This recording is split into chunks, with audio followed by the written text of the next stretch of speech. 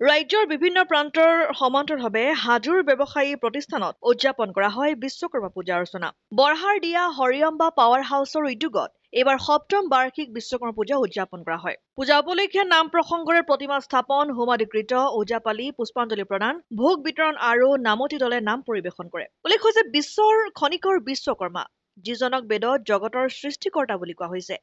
ভাদৰ সংক্ৰান্তিত পালন কৰা বিশ্বকৰ্মা পূজা হৈছে হিন্দুসকলৰ এক পবিত্ৰ উৎসৱ।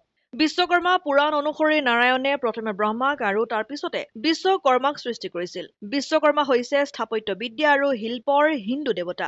ঋগ্বেদৰ মতে বিশ্বকৰ্মাই সৃজনশীল শক্তিৰ বলত গোটেই বিশ্বক ধৰি ৰাখিছে। বিশ্বকৰ্মাক বিশ্বৰ প্ৰথম অভিযন্তা বুলি কোৱা হয়। বিশ্বকৰ্মাৰ 108টা নাম আছে আৰু তাৰ ভিতৰত বাচস্পতি, মনোজৱ, বদান্য, কল্যাণকৰ্মা আৰু বিধাতা আদি প্ৰধান। বৰহাৰদিয়াৰ শ্ৰী শ্ৰী বিশ্বকৰ্মা পূজাত অগণন ভক্তৰ সমাগমত চৌপাশে এক আধ্যাত্মিক পৰিৱেশ বিৰাজমান হৈ পৰে। হাজোৰ পৰা কমলাকান্ত দাসৰ ৰিপৰ্ট, অসম আদিত্য।